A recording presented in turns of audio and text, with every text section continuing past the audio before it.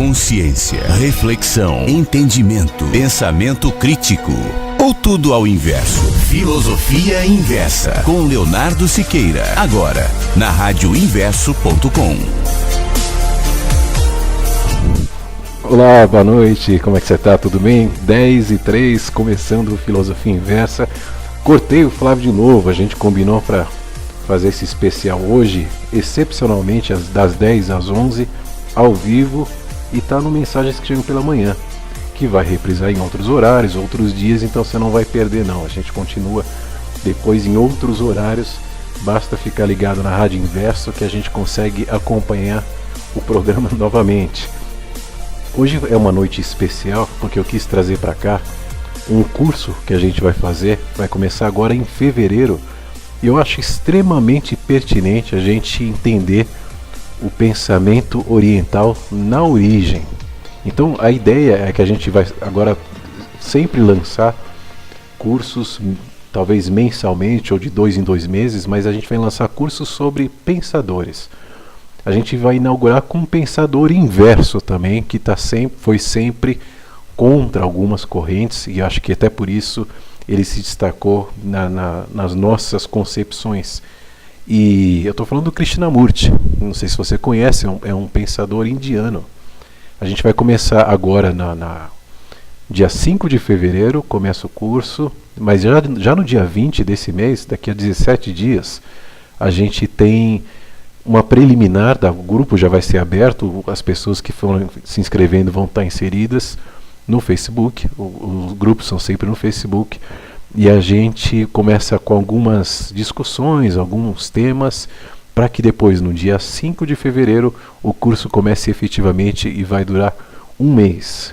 Ele vai terminar dia 2 de março. São 4 semanas novamente nos moldes do último, que foi a escutatória. A intenção da gente colocar os pensadores não é necessariamente ter como alvo e se direcionar ou se basear no que esses pensadores pensam, mas esses pensadores também são reflexos de outras sociedades, de outros pensamentos e de outros contextos. Então, daí é interessante, estudando a ideia de alguns deles, a gente conseguir construir de que forma o pensamento humano aconteceu. O pensamento foi caminhando, foi construindo e muitas vezes se perdendo também, porque filosofia oriental, por exemplo, o budismo, né? O budismo é um exemplo clássico de pensamentos profundos, de conceitos bem interessantes, de teorias bem amplas, que foi se apequenando na medida em que se institucionalizou, tornou uma religião com mantras, com objetos e sagrados repetitivos. O contexto original do budismo era totalmente diferente disso, assim como do cristianismo, assim como do hinduísmo, assim como de todas as religiões que em certo momento são sequestradas pela sociedade para que possam servir como meio de manipular pessoas e a partir daí instituir e angariar mais poder. Então, o interessante do Krishnamurti é que ele resgata também esse pensamento na origem. E é o que a gente quer aqui. A gente quer provocar as suas conclusões, provocar as suas concepções para que você se torne um questionador junto com a gente de tudo que você acredita, porque não necessariamente o que você acredita é o que é. Muitas vezes você passou por vários processos, foi condicionado e sofreu uma série de formatações que todos sofremos na sociedade para que a gente chegue nesse pensamento que a gente tem hoje. E a gente acredita, eu penso desse jeito, eu acho assim, eu quero isso. Só que não é necessariamente você que pensa dessa forma. Outros milhares pensavam assim e você vai reproduzindo esse pensamento. A não ser que você tenha antes o questionamento de construir um pensamento na origem e ter toda a fundamentação de qual é a linha que você acredita, do que você pensa. E para isso é imprescindível a gente entrar na história do pensamento humano. Então hoje o programa é exatamente isso, para a gente fazer um especial com algumas frases e alguns comentários do Krishnamurti, para que a gente consiga entender um pouco desse pensamento oriental, original, que não se relaciona ao que a gente conhece hoje, e vai totalmente ao contrário, é totalmente inverso do que a gente imagina que seria hoje esses estereótipos de sagrados, de gurus, de iluminados, de líderes. É totalmente o oposto disso. Na verdade, o pensamento original era radicalmente contra esse tipo de eleição de líderes, de hierarquias, e depois foi novamente sequestrado pelo poder, indo por esse caminho. Então, o curso vai começar dia 5 de fevereiro, dia 20 já começa, a gente abre o grupo com essas preliminares, você já pode fazer a sua inscrição, está ali na página da Filosofia Inversa. Enquanto isso, vamos conversar sobre o que vai ser o curso. Como esse tema vai ser do Krishnamurti, eu vou conversar um pouco com você sobre ele. Talvez você já tenha tido acesso na internet, mas para quem não sabe, ele nasceu em 1895, numa pequena vila no sul da Índia, e ele e o irmão dele foram adotados por uma pessoa que era presidente da Sociedade Teosófica. E essa presidente e outros proclamaram que o Krishnamurti ia ser o instrutor do mundo, o instrutor da humanidade, uma espécie de Messias que ia retornar, ia levar ensinamentos, e as pessoas, a partir das suas palavras, iam descobrir as verdades. Então foram feitas inúmeras profecias nesse sentido, e aí quando encontraram ele, disseram que ele era essa pessoa escolhida, enfim. E a partir dos 13 anos ele entrou nesse processo para ser esse Messias da humanidade, esse escolhido, esse iluminado, e ele foi até a juventude dele nesse entendimento para acontecer os ensinamentos que, com os pensamentos dele, baseado nessas filosofias, iam se preparando. Então fizeram uma série de preparação, organização, fizeram uma organização internacional chamada Ordem da Estrela do Oriente, que foi o princípio, o precursor dessa ideia que viria o Krishnamurti depois trazer como líder dessa entidade e tal. Só que em 1929, ele, pensando, observando, como a gente pode fazer, como qualquer um tem acesso se usar a mente, contanto que não tenha medo de usar a mente, e chegou a uma conclusão: mas o que é essa história de iluminado? O que é essa história de salvador? Eu sou uma pessoa como qualquer outra e não tem ninguém diferente. Até essas diferenças que criam hierarquias, que criam separatismos, que criam conflitos, é que são os problemas. Então eu estou também alimentando isso, gerando um problema. Aí ele renunciou a esse papel que foi para ele destinado, e ele dissolveu a ordem com todos os seus inúmeros seguidores que já tinham no mundo inteiro, devolveu todo o dinheiro, toda a propriedade que foi doada para o trabalho dele, falou: não quero mais participar disso, aqui não tem o menor sentido, isso é uma enganação. É uma enganação para o ser humano. Não que talvez existisse uma intenção deliberada de enganar, como muitas religiões talvez não tenham, mas acabam enganando no sentido involuntário de iludir e dizer e criar esses separatismos, como algumas pessoas são as escolhidas, são os mestres, são os gurus. A gente tem até guru brasileiro, né, que foi para a Índia, se iluminou, então tem a palavra certa. Agora, a gente pode, eu ter a palavra certa ou não, você ter a palavra certa ou não, o seu vizinho pode ter ou não, a tua mãe, teu pai, teu filho, enfim.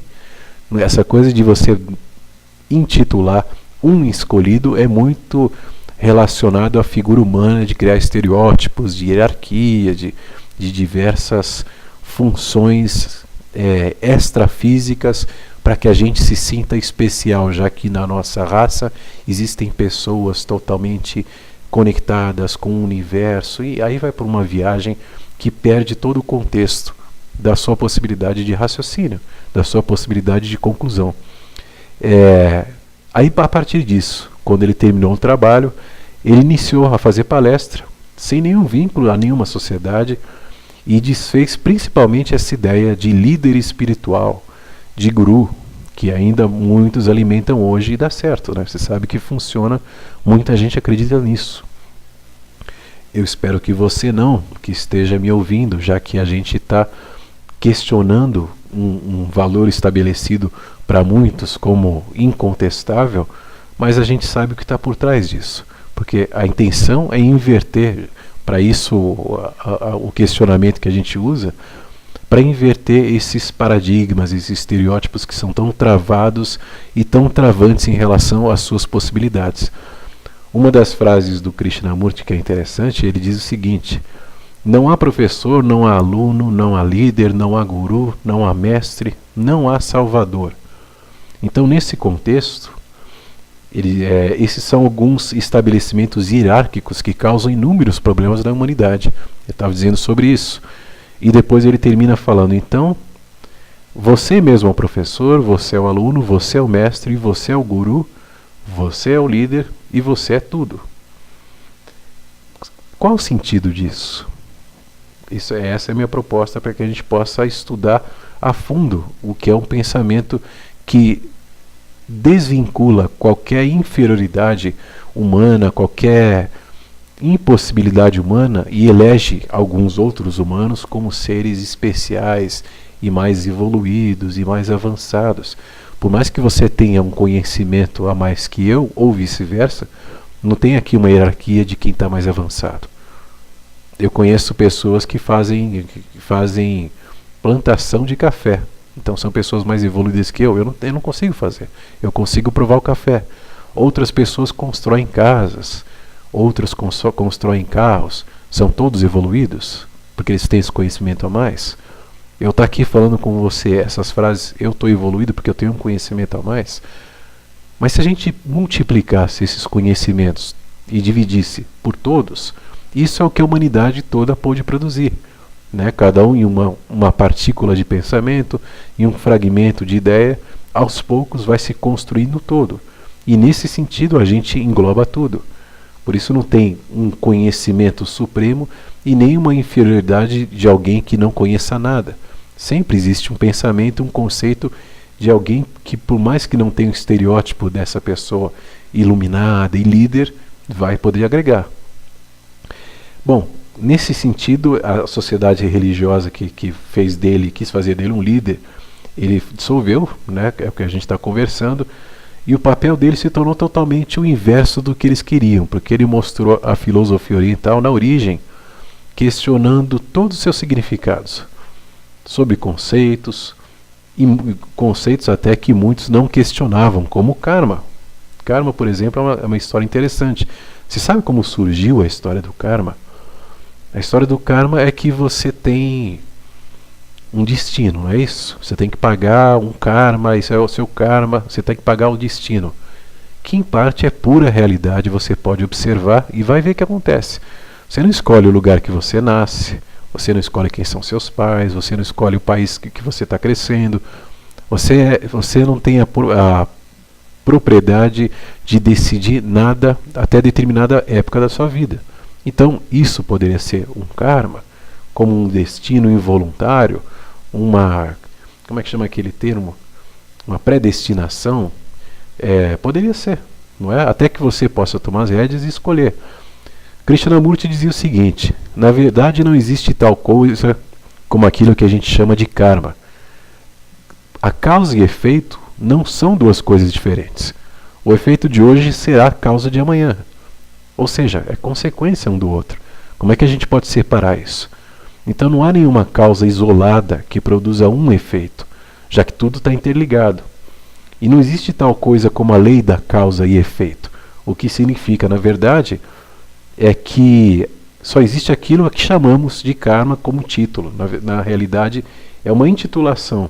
Se a causa e efeito são completamente entrelaçados e um ainda está fazendo efeito sobre o outro, ou seja, o efeito ainda causa pequenos efeitos nas pequenas causas que vão se construindo gradativamente, qual é o ponto de divisão para a gente definir o que é causa e o que é efeito? Qual foi o momento em que parou? Qual foi o momento em que começou determinado efeito para causar a determinada reação?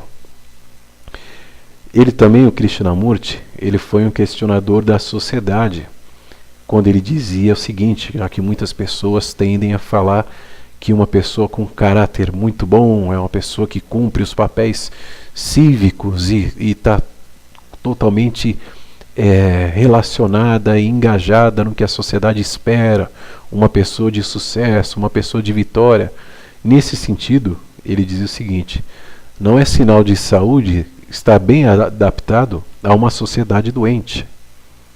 Né? Qual é o mérito se a sociedade está totalmente adoentada, desequilibrada, imperceptível em relação às observações e percepções que poderia ter?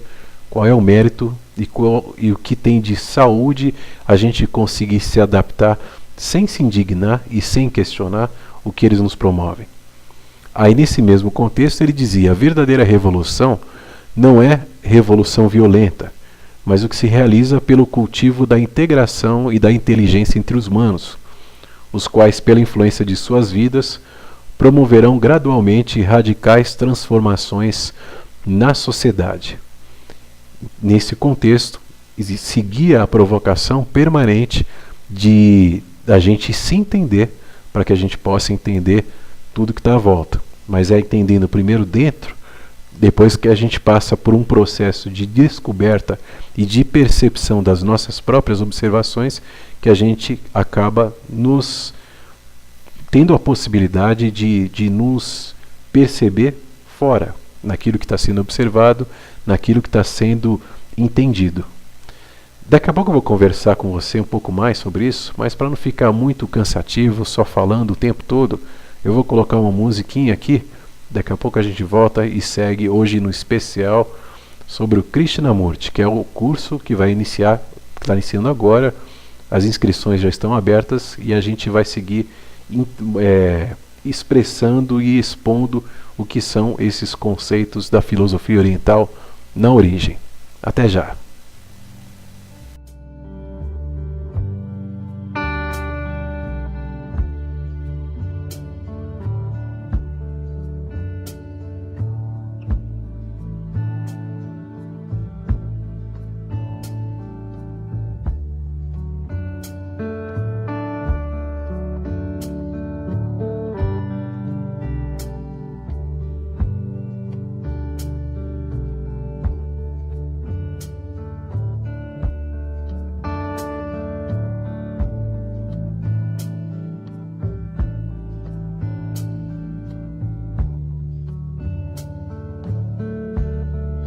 No time for the corner boys down in the street making all that noise. No horse on 8th Avenue, 'cause tonight I'm gonna be with you. 'Cause tonight I'm gonna take that ride across the river to the Jersey side. Take my baby to the carnival, and I'll take you all on the rides down the shore. Everything's alright. You and your baby on a Saturday night, yeah. Don't you know when my dreams come true? When I'm walking down the street with you, sing sha-la-la-la-la, sha-la-la-la-la, sha-la-la, sha-la-la-la, sha-la-la-la.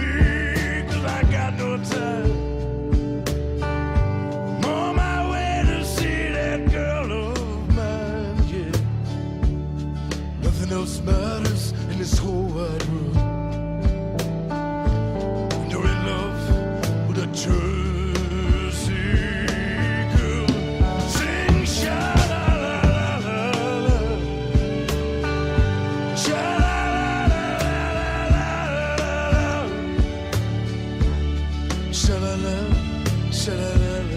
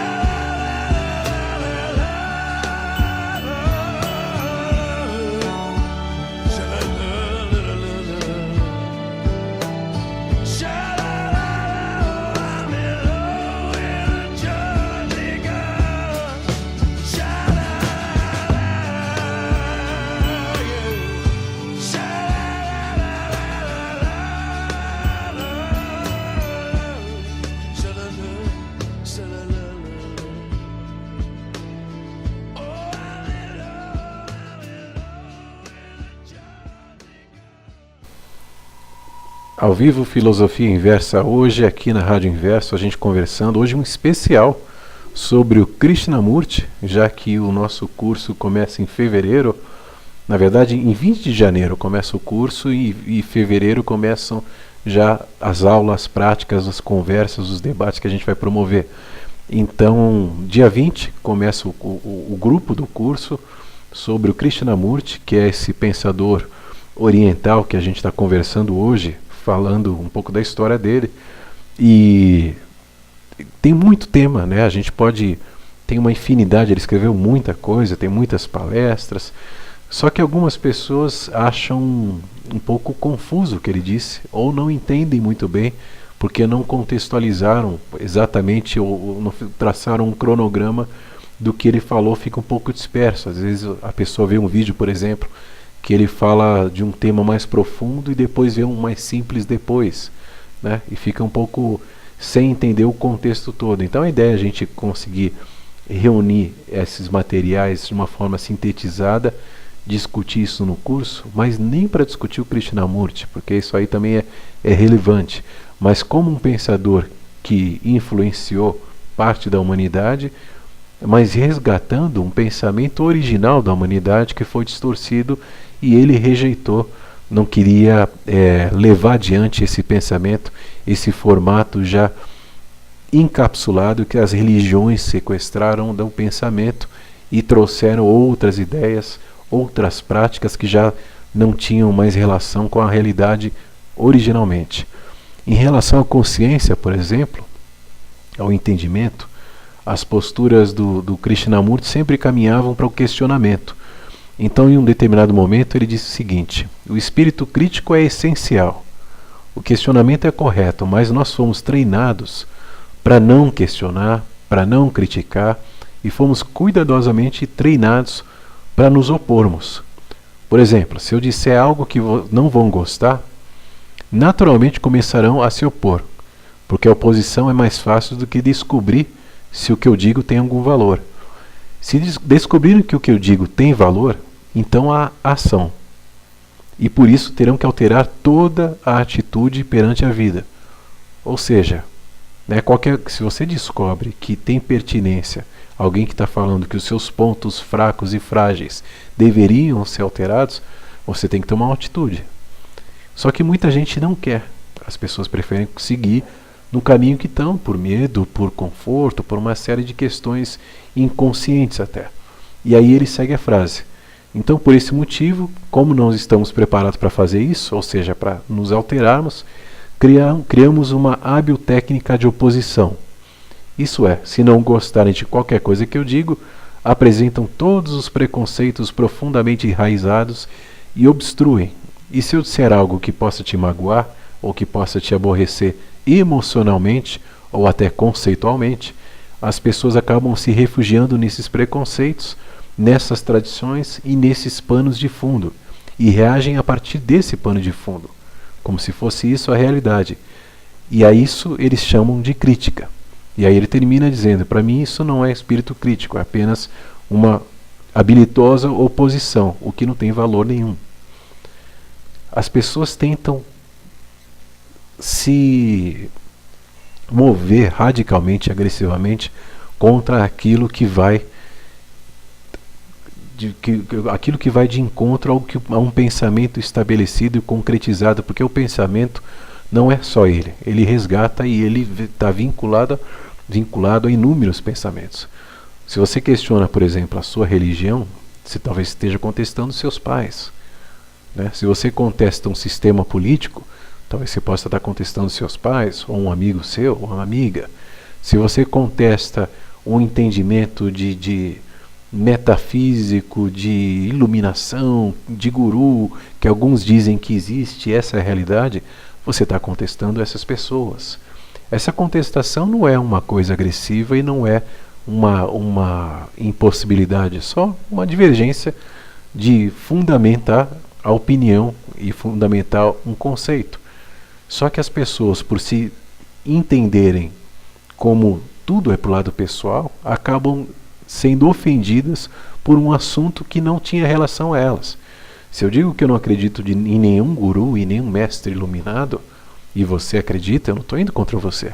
Eu estou indo contra quem se diz guru e mestre iluminado e tenta com isso vender uma imagem de perfeição que está longe de qualquer humano entender, até pelos seus próprios limites fisiológicos. É uma infantilidade abismal a pessoa dizer que tem os conhecimentos plenos da vida e pode responder a todas as perguntas. É muita infantilidade. Agora, se você acredita nisso, a intenção é que a gente possa entender por que você acredita, entender por que eu não acredito e conversar. Não atacando. Não é você que está errado, eu que estou certo. É o conceito. Até que parte o seu conceito não estaria sendo exercido se não tivesse o menor fundamento? Porque você não ia aceitar isso, não é? Então quais são os fundamentos da sua crença? Quais são os fundamentos da minha não crença? A partir daí, a gente questionando junto, e entendendo com a mente coletivizada, a gente pode ir muito mais adiante. Então essa é a proposta do questionamento sem a ofensa pessoal. Mas como é que você pode entender os processos da vida sem antes passar por você próprio, né? Um erro muito comum das pessoas que buscam a consciência, o entendimento, é buscar o entendimento fora. Quando a gente começa a se entender, os entendimentos externos naturalmente surgem, porque não existe nada externo sem você, né? O que você vê não é o que você enxerga, é o que você consegue acreditar, pensar e elaborar.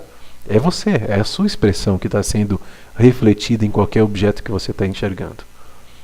Krishnamurti diz o seguinte, ele diz que um ser humano é psicologicamente a humanidade inteira. Ele não só a representa, ele é a totalidade da espécie humana. Ele é essencialmente toda a psique da humanidade. O que significa isso? Todos os pensamentos, desde os pensamentos orientais aos ocidentais e mais modernos, estão aí dentro de você, né? Qualquer conceito que você vai trazer, e tudo que eu estou falando, vamos me usar como exemplo. Tudo que eu estou dizendo, por exemplo, não é o que eu criei sozinho. Eu li bastante, eu conheci bastante coisa, e eu estou reproduzindo um pensamento que foi complementado através do meu questionamento. Mas esse pensamento não é desprovido de uma contaminação de outros pensamentos. Por isso a humanidade não se desvincula, não pode se separar, porque a gente é psicologicamente toda a humanidade. Inclusive a humanidade, ela tem reações iguais, né? Se eu falar de medo, você sabe o que é medo? Alguém na China e alguém na Rússia também sabe o que é medo. Você sabe o que é sentir fome? Na Rússia e na China também sabem. Então todos esses efeitos que causam nossos entendimentos e acarretam efeitos inconscientes, psicológicos, são em comum de toda a humanidade. Por isso você é a humanidade, assim como ela também é você. A forma mais elevada da inteligência humana é a capacidade de observar sem julgar. é o que o Krishnamurti estava dizendo em relação aos entendimentos dos objetos. Então ele segue dizendo o seguinte: vamos descobrir o que é essa coisa extraordinária denominada mente, pois esse é o problema e nada mais. É a mente que cria o problema, é o pensamento, é a mente condicionada, a mente que é pequena, estreita, intolerante, que cria as crenças, as ideias, os ideais, o conhecimento e tudo o que gera essa incapacidade. Ou seja, está dentro de você. Quando você fala, o mundo está bem complicado, eu não consigo lidar com o mundo, ou a gente está passando por uma fase difícil, isso está retratando você. Né? Porque essa fase difícil ela não é percebida por todos de igual maneira. A gente tem diversas formas de entender e de traduzir e interpretar o mundo. Então as formas são individuais. Por mais que existam esses efeitos coletivizados, esses efeitos que de certa forma nos condicionam e a gente acaba entendendo e aceitando e vivenciando arquétipos, que são os pensamentos coletivos, a gente tem a nossa possibilidade de desvio, de complemento, de trava, de fundamentação, enfim, depende de você também. Aí segue dizendo sobre essas questões psicológicas, né? Isso eu estou dizendo algumas frases dele para a gente questionar junto, para que você possa entender um pouco do que é esse pensamento oriental na origem. Mas esse pensamento também não é exclusivamente dele, esse pensamento é da humanidade. Você é o mundo psicologicamente e o mundo é você. Quando você compreende a si mesmo, está compreendendo toda a estrutura e toda a natureza humana. Isso não é uma mera investigação egoísta de você querer se entender, pois quando você entende a si mesmo, você ultrapassa a si mesmo e uma dimensão diferente acontece. Você consegue perceber isso? Quanto mais conhecimento e quanto mais consciência você acessa, mais inevitavelmente você desaparece. Vamos para um outro caminho. Eu gosto sempre de falar sobre astronomia, né? Eu tenho um conhecimento pequeno sobre astronomia, não sou especialista da área, mas esse meu conhecimento me faz entender que o que eu entendo de astronomia em questão de dimensão, de espaço, de tempo, me apequena muito, já que o planeta é muito pequeno. O universo, a galáxia é muito pequena, é uma partícula mínima diante do universo. E dentro desses sistemas está a gente, ali dentro dessa poeirinha. Ou seja, quando você começa a entender que você é isso, quando você começa a entender o que é o universo, que você está inserido, que está inserido em você, mas você é isso, você vai ultrapassar esse ego de você ser alguma coisa a mais, tão grande, tão iluminada, o guru, o mestre. Quem é o mestre diante do universo, né? Quem é o guru que tudo sabe diante das galáxias, né? Quem é o guru que tem as respostas e os pensamentos para salvar a humanidade quando uma simples bolinha de fogo que a gente chama de estrela explode e devasta toda uma galáxia? Acabou. Assim que foi construída a nossa, inclusive, numa explosão estrelar, né? E a gente está aqui hoje por causa disso. E se mantém porque tem uma estrela que está explodindo, que está morrendo, que a gente chama de Sol. Esse processo de queima é que está indo para esse caminho de término, é que faz com que a gente fique vivo. E quem é o guru? Quem é o mestre? Quem é o sábio diante de tudo isso? Então a gente começando a se entender, a gente começa a caminhar para fora e ver os nossos passos como são pequenos. Krishnamurti dizia o seguinte: o eu nada é senão palavras e memórias. Então quem é você? Você é um nome, uma forma, ou o produto de determinada sociedade, de uma cultura que tem enfatizado ao longo de milhares de anos que você é um ser individual, separado, alguma coisa indefinidamente identificável. Certo? É isso que você é? Agora, você tem o seu caráter, tem sua tendência particular, você tem diversas conotações até de agressividade, de intolerância, enfim. A gente tem diversas características, mas são essas características só nossas? A gente indo para o pensamento, vê que o pensamento da humanidade está expresso na gente. Então, a minha mente não é só minha, a minha mente é a mente humana. Então vou sair da mente, agora eu vou para o meu corpo. Mas meu corpo é formado do quê? De micropartículas químicas, atômicas. São minhas, né? A água é minha, o carbono é meu, o potássio é meu. Mas o que vai ter além disso? Você pode criar uma série de conotações, de identificações, de espiritualidade, de pensamentos, enfim. Cabe a você também, se quiser ser um questionador ou uma questionadora, fundamentar esses seus pensamentos que vão além do objeto identificado, do objeto que a sua mente pode alcançar. Mas será que esse é o caminho? Como a gente consegue se separar se a gente, em toda composição, em toda formatação, conceito, pensamento, mente, a gente está unido? Bom, aqui é um tempo onde a gente percebe que a observação, incluindo tudo que se observa, não pode se separar da gente. Porque está tudo ali, está tudo interligado. Ele questionava isso da seguinte forma: o observador é diferente da coisa que ele observa? Você, o observador, está observando o fato de que você chama que é isolado ou separado, ou solitário. O observador é diferente da coisa que ele observa? Só é diferente em quando ele dá um nome. Mas se você não dá um nome, não dá um título, o observador se torna o observado. O nome, ou o termo, só atua para dividir. E aí você tem que batalhar para conseguir, nessa divisão, nessa separação, construir uma série de conotações que se relacionam. Mas quando você está, por exemplo, na natureza, inserido, a água que está no mar é diferente da água que é você, o ar que você respira é diferente do ar que é você, né?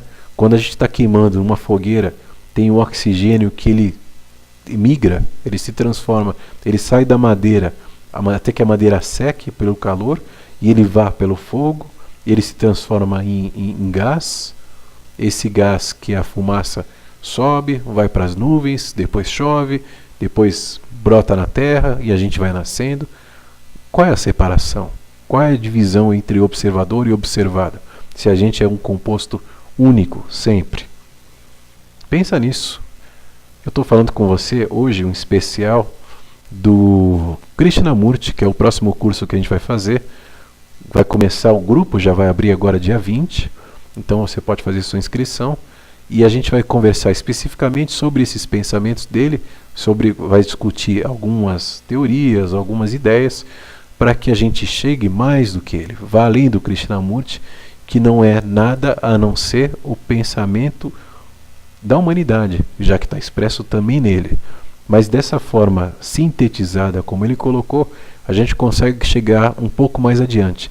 Então a proposta é essa, é buscar o pensamento humano na origem. E o primeiro programa que a gente vai fazer sobre isso, o primeiro curso, o primeiro especial, vai ser sobre Krishnamurti. Depois outros pensadores vão surgir e a gente vai discutir sobre eles também. Mas por enquanto a gente vai abranger o pensamento oriental sintetizado nas teorias e nas observações que o Krishnamurti traçou durante a vida. E assim a gente consegue não só entender o pensamento oriental, o pensamento ocidental, ou aquele ou Krishnamurti. A gente consegue entender você, os nossos pensamentos que estão aqui todos sintetizados e todos combinadamente contaminados por tudo que foi humano, por tudo que passou, e a gente está resgatando e reconstruindo agora. Daqui a pouco eu volto, a gente consegue conversando. Hoje um programa mais curto, até às 11 da noite. Até já!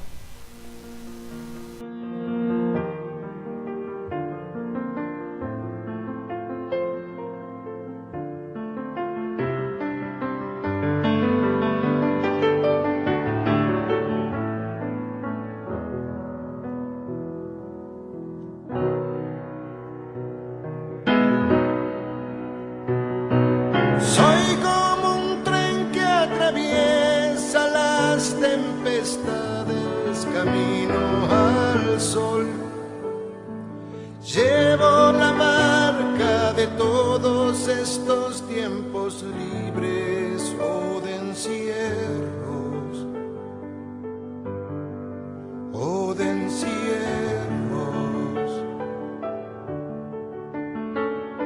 Soy como un tren que cruza tormentas y va camino al cielo, y me detengo cerca o lejos en el lugar donde quiero, donde quiero. Tengo el corazón desnudo en mí, pero pienso vestirlo con tu amor. Tengo una canción que empieza en mí, solo busco que termine en vos. Como un milagro la lluvia me dio el arco iris y el agua al río. Yo por amor doy la vida, porque de amor mi vida un día nació, un día nació.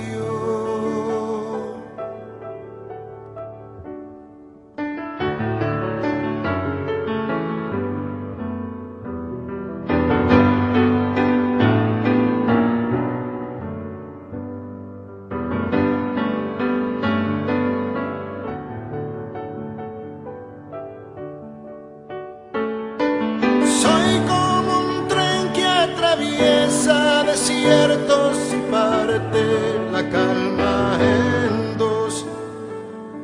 Cerradas las puertas de la razón, ya no hay lágrimas ni religión,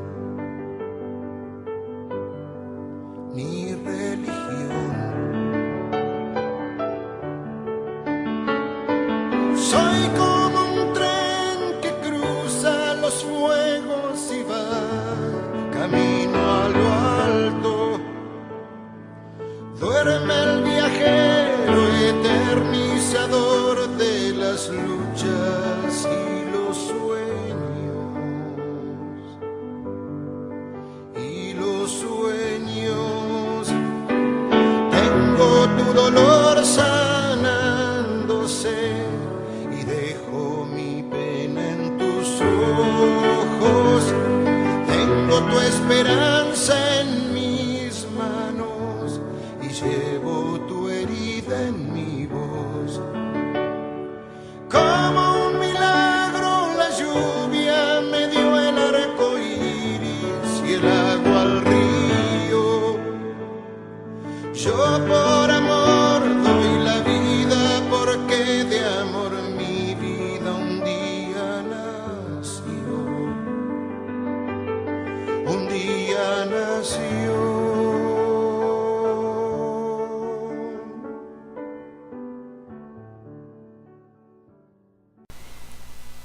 Rádio Inverso ao vivo, hoje excepcionalmente, a gente está falando um especial, fazendo um especial sobre o Krishnamurti, que é o tema do próximo curso. A gente quer fazer agora uma série de debates, de temas, de estudos de pensadores que retratam a origem do pensamento humano. E como o pensamento oriental, originalmente, ele é um dos mais antigos, né? A gente tem na filosofia ocidental, a gente tem os pré-socráticos, mas não está muito 500 anos talvez antes de Cristo, a gente sintetiza o pensamento ocidental. O oriental é 3.000 anos antes, então é muito antes.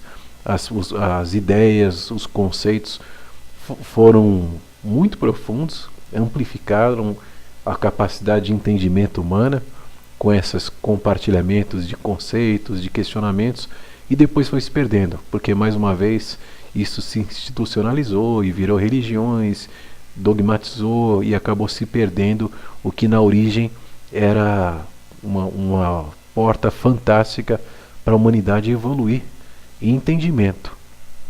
Só que parece que quando acontece isso, de algum momento existem travas que impedem que a humanidade caminhe para esse lado, porque alguém sequestra esse pensamento, manipula e joga um pensamento contaminado.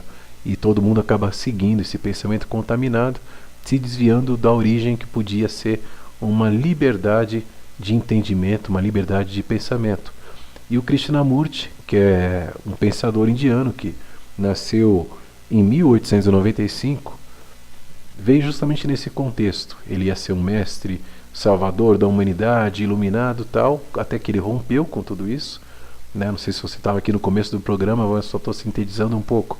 E começou a ter alguns pensamentos contrários e inversos a essas conceituações totalmente estereotipadas de que o ser humano tem que seguir algumas linhas de hierarquias.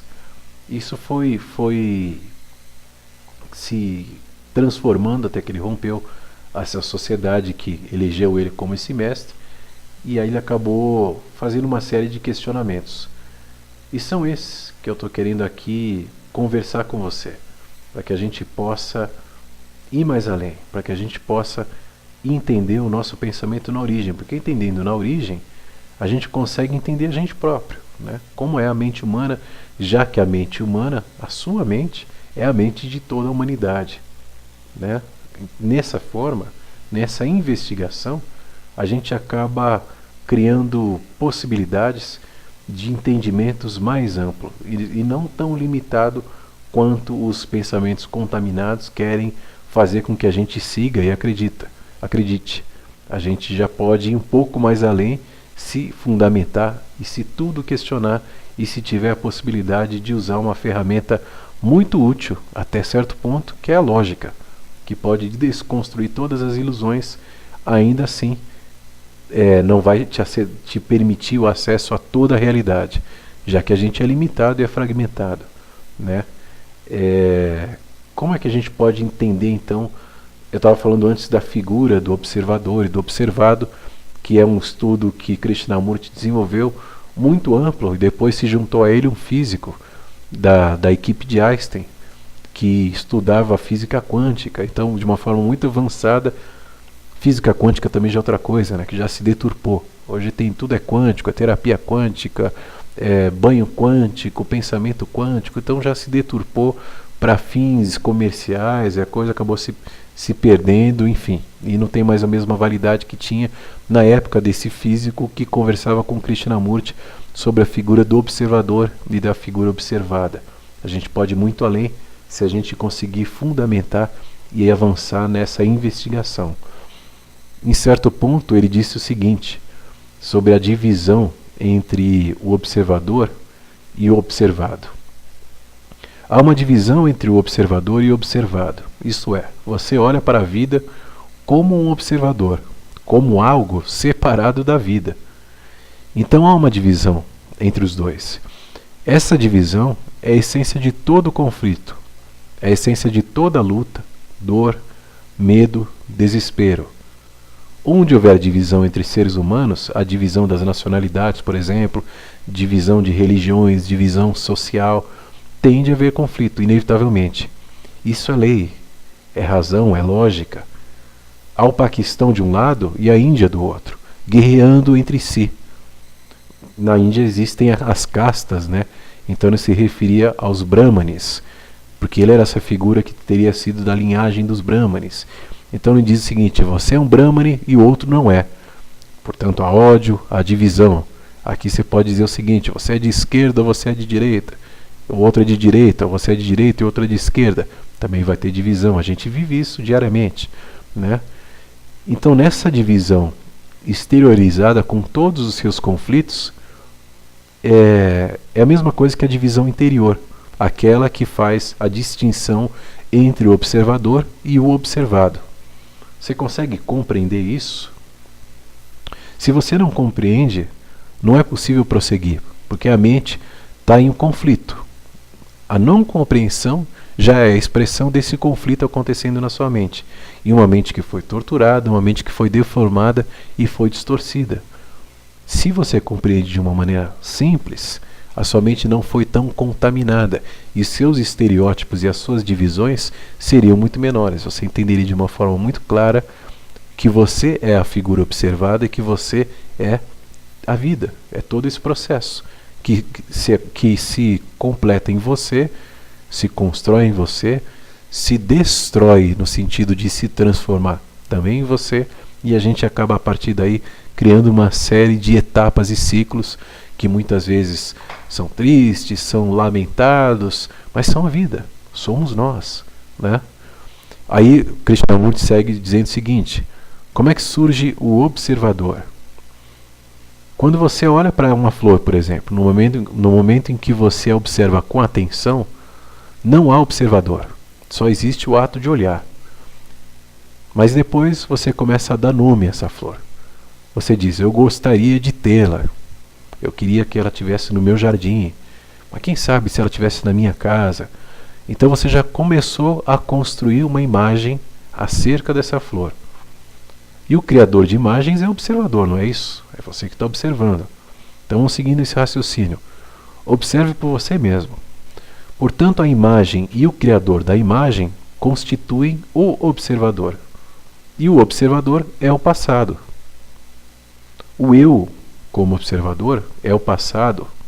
O eu é o passado porque é o conhecimento que eu tenho acumulado. Conhecimento da dor, conhecimento do sofrimento, da agonia, do desespero, da solidão, do ciúme, da enorme ansiedade porque a pessoa passa, inclusive se essa flor é positiva ou negativa, esteja na minha casa, esse sentimento de propriedade, tudo isso se relaciona ao passado.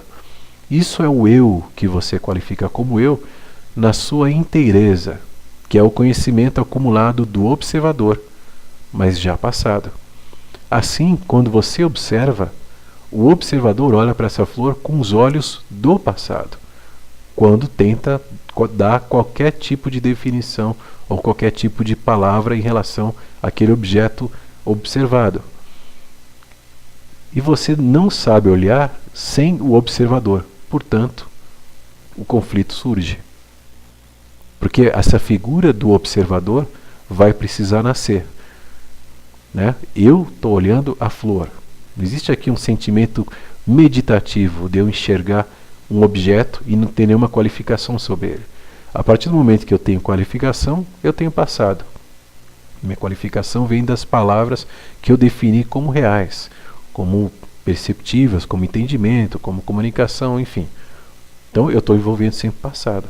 Então quando eu estou observando uma flor, que poderia ser um momento de integração, de inter-relação existencial, ou de unicidade até, eu me perco porque eu vou começar a dar conotações e vou envolver sempre adjetivações e intitulamentos para que eu possa definir e saber com que eu estou lidando. O que no fundo, agora já sou eu dizendo, o Krishnamurti encerrou ali atrás, é medo, né? Porque a gente tem sempre que saber quais são as figuras que se relacionam com a gente. Então a gente precisa de títulos, precisa de nomenclaturas, precisa de entendimentos para que esses títulos sejam cada vez mais conhecidos e a gente sabe com esses títulos se existe um perigo, se é uma ameaça ou não, se é uma flor venenosa, se é uma flor perigosa, se é uma flor comestível. E aí vai, porque a gente vai ter uma série de composições intelectuais para observar uma simples flor. Uma das frases que Krishnamurti dizia muito é que no presente está a totalidade do tempo. Todo o passado, todo o futuro, tudo que é tempo está no presente. Não precisa existir passado e futuro, porque está tudo interligado. Tudo que você está vivendo agora é fruto do que você viveu antes, né? E tudo que você vai viver não se sabe, é uma conjectura. Qual é o caminho de amanhã? Então está tudo concentrado agora. A totalidade do tempo é agora. A gente se perde, a gente acaba esquecendo e nos automatizando em relação a uma série de entendimentos, quando na realidade o tempo é um só. E a gente acaba não percebendo de forma muito clara, porque a gente não quer observar a gente inserido nesse contexto existencial. E a partir dessa separação, dessa divisão da figura do observador e da figura observada, vão criando uma série de dificuldades, uma série de desconexões e uma série de conflitos e de dúvidas entram porque a gente não aceita a vida como ela é. A gente não aceita a vida na realidade. A gente quer transformar a vida de acordo com o que a gente gosta. Eu gostaria que a vida fosse assim, eu gostaria que não houvesse morte e a morte fosse desse jeito, e que pudéssemos viver dessa forma, e que o nascimento, ninguém nascesse criancinha e depois morresse velho. Tem até um filme sobre isso, né, que nasce velho depois morre criança. Você vai fazer uma série de pensamentos ilusórios para ajustar o que seria a vida em você. Agora, o que é a vida em você? Senão o que ela é na realidade. E a sua interferência, a sua opinião, só expressa o seu sentimento, ou só expressa o seu desentendimento em relação à vida. Mas não altera a questão da positividade, da negatividade, dos efeitos, das causas, está tudo ali. Está tudo nesse tempo concentrado nesse agora, que a gente pode se observar com mais atenção, perceber que a vida está se expressando na gente em todos os seus ângulos. Por mais que incomode ou não, a questão do incômodo se relaciona a você também, e não à vida. 11 horas, eu vou encerrar agora. Foi uma hora rapidinho para a gente poder questionar um pouco. É uma apresentação do curso que vai começar dia 20 agora, vai ter a abertura do grupo, e dia 5 começam as práticas das discussões. Então fique à vontade para fazer sua inscrição, caso você queira participar. Se não, a gente volta no Filosofia Inversa com outros questionamentos, com outros pensamentos, sempre às terças e quintas. Hoje, excepcionalmente, a gente fez uma hora para poder conversar um pouco e sintetizar o que é o pensamento humano na origem. E Krishnamurti é uma figura que representa isso, até pelo lado do pensamento oriental. A gente vai avançar mais com outros pensamentos, com outros entendimentos, com outras posturas que gradativamente vão se construindo em outros novos cursos que vão ser apresentados. Mas por enquanto a gente vai estudar Krishnamurti. Dia 20 começa o grupo e dia 5 começam as discussões. Faça a sua inscrição. Se não puder, esteja aqui na rádio sempre, acompanhe as nossas provocações, que o nosso intuito não é só levar pensamentos, é trazer fundamentos para que você tenha os seus próprios pensamentos, já que você representa toda a humanidade, já que você é, psicologicamente, tudo o que a humanidade foi. Materialmente, fisicamente, também. Então essa separação não faz sentido se não caminhar para uma alienação que foi gradativamente imposta e construída dentro da gente para que a gente se perdesse e não se reconhecesse mais. Fique bem, tenha uma boa noite. A gente vai conversar nos próximos dias no Filosofia Inversa. E agora siga nas provocações sempre pertinentes aqui da rádio do Flávio, do Antônio, e a gente pode junto construir pensamentos mais coletivos, portanto, entendimentos mais amplos. Tenha uma boa noite e até a próxima.